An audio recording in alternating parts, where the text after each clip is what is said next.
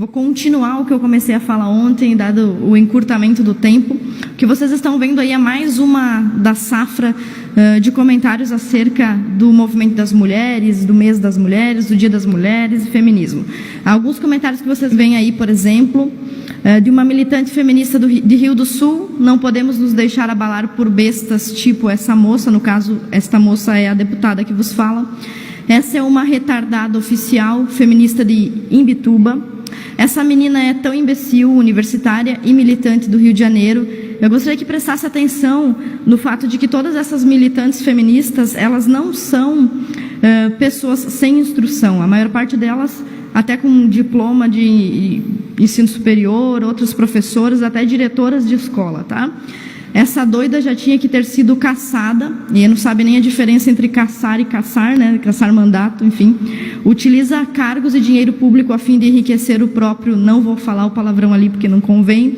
É muito deboche essa monstra lançar esse livro de merda, e aí essa anta, que não é nem especialista, na verdade sou sim, pós-graduada em literatura portuguesa, escreve um livro desmentindo as falácias do feminismo. Essa aqui é uma professora de inglês em Blumenau.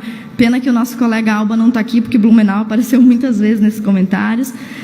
Advogada em Blumenau chamou esta deputada que vos fala de escrota. Todas elas são militantes feministas, tá?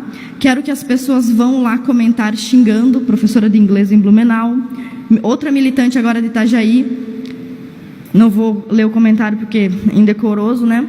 Ela é retardada, uma servidora pública do município de Bombinhas. Então a nossa colega deputada Ana Paula, ontem, ao se referir ao movimento feminista, disse que ele era lindo, importante e sinalizador de respeito. Aí eu estou mostrando para vocês um exemplo, uma amostra do que é essa beleza toda desse movimento tão respeitoso. E o mais importante são esses trechos que eu comentei aí, contestando a minha capacidade cognitiva. Eu vou ler para vocês, diz assim, ó: o que essa senhorita ainda não entendeu é que a bonita nem deputada seria sem o movimento feminista. Esta, de fato, não conhece a história que levou a este dia, sendo que sou professora de história, como vocês sabem. Essa deve ter passado a faculdade de história toda no bar. Bem, todos esses comentários se referem ao fato de que o movimento feminista arroga para si o monopólio das conquistas dos direitos civis que as mulheres desfrutam hoje, o reconhecimento dos nossos direitos. E eu queria demonstrar hoje como essas pessoas, essas militantes feministas, além de serem extremamente mal educadas, desconhecem a realidade do próprio movimento que defendem. Pode passar, por exemplo, por favor. A primeira conferência de mulheres pelo direito ao voto, ou Conferência de Direitos das Mulheres, aconteceu em Seneca Falls em 1848, nos Estados Unidos, dentro de uma igreja metodista. Então, para ficar bem claro, o primeiro e único lugar que quis receber o movimento de mulheres para falar sobre direitos civis foi uma igreja. Então, não foi o movimento feminista quem recebeu essas mulheres, foram os religiosos. Ainda assim, mesmo nesse evento, em 1848, como vocês veem ali, uma citação de uma referência histórica sobre o período, nenhuma mulher se sentiu capaz de presidir esse evento de mulheres em 1848 e a tarefa foi aceita pelo esposo de Lucrétia. Todas as resoluções desse dia foram aprovadas unanimemente, exceto o sufrágio feminino. Então, lá em 1848, quando as mulheres começaram a discutir sobre os seus direitos e deveres, o primeiro voto da mulher norte-americana foi para decidir se queria ou não queria votar. E por mais engraçado que isso pareça, em 1848, as mulheres disseram não ao sufrágio feminino. Elas não queriam votar. Isso pode parecer até estranho, mas tem uma justificativa muito óbvia. Todo direito que o cidadão tem vem atrelado a um dever. E na Constituição americana e em todas as outras, o cidadão tinha o dever de servir ao exército. Então as mulheres imaginavam, o que seria justo, que ao conquistarem o direito ao voto, também conquistariam a desvantagem de ter que servir ao exército. E, obviamente, as mulheres não queriam desfrutar dessa condição, desse privilégio de servir ao exército, principalmente em épocas de guerras tão reticentes e tão reincidentes. Então, o que acontecia nessa época é que as mulheres não queriam votar porque achavam um ônus muito grande, né? Não valia o risco de ter que servir ao exército correr o risco de morte apenas para poder escolher um presidente. Pode passar, por favor? A mesma coisa continua acontecendo mesmo depois da virada do século XX. Isso aí é uma citação que vocês veem na tela de uma feminista que fala sobre o direito ao voto. Ela diz assim, ó, na Suíça, por volta de 1960, um dos países mais desenvolvidos do mundo, as mulheres ainda não possuem o direito de voto geral. Há pouco tempo, em determinado cantão suíço, pediram às mulheres para votar sobre a introdução do voto feminino e a maioria decidiu contra. Os homens suíços ficaram atônitos, pois julgavam que essa situação indigna era resultado da tutela centenária. Então, as mulheres, por muito tempo, inclusive na Inglaterra, chegou a existir um partido político contra o voto feminino, do qual faziam parte mais de 40 mil mulheres. Então, as mulheres não queriam votar.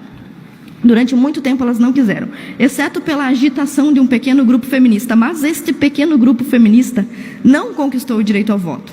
E eu já estou farta de, como deputada, mulher e conservadora, ficar ouvindo a mesma conversa de que só estou nessa tribuna graças ao movimento feminista. E eu quero demonstrar mais um pouco como isso não é verdade. Próximo, por favor.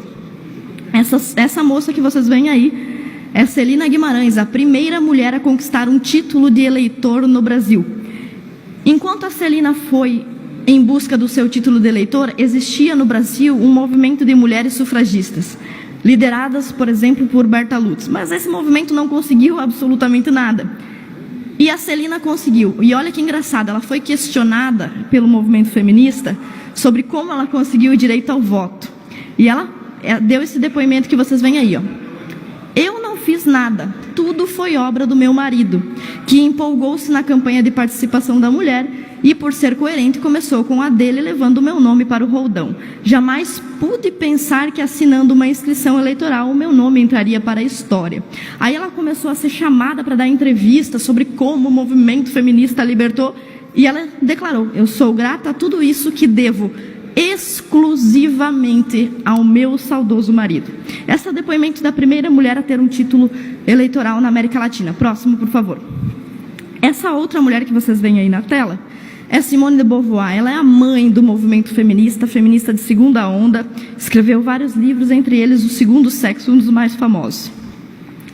E ela escreveu claramente que as mulheres só ganharam o que os homens concordaram em lhes conceder. Elas nada tomaram, elas receberam. Simone de Beauvoir escreveu isso depois que o direito ao voto tinha sido conquistado. Simone, embora fosse feminista, tinha clareza de que todos os movimentos feministas, e agora palavras dela, não passavam de agitação simbólica. Ou seja, as mulheres faziam barulho, passeata, mas não conquistavam nada em absoluto com esse tipo de barulho e esse tipo de protesto.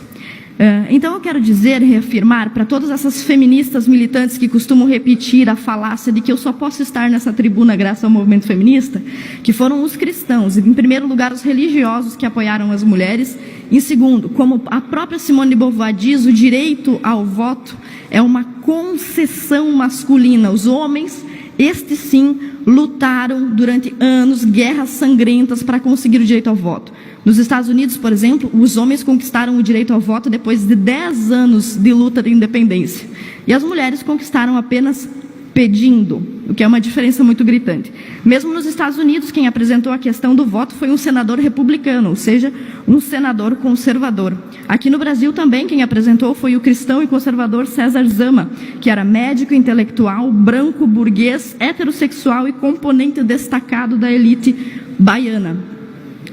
E para finalizar, como se diz muito comumente que as mulheres que têm poder foram empoderadas, pode passar, por favor? Eu trago uma declaração da primeira mulher eleita primeira-ministra da Inglaterra. E ela diz, o que eu faço também, minhas palavras: não devo nada ao movimento de libertação das mulheres. As feministas odeiam-me, não é? Não as posso culpar, uma vez que odeio o feminismo, pois é puro veneno. Margaret Thatcher. Obrigada. Deputada Ana Campanholo, na tarde de ontem não tive a oportunidade de me expressar devido ao tempo, tá? Mas gostaria de dizer à senhora que a senhora não conta só com a minha solidariedade, tá? Conta com o meu companheirismo. Seja lá quem for que de alguma forma lhe tentar impedir de falar, vai ter que passar por cima de 115 quilos de direita conservadora bruta por cima. E não é fácil, tá bom?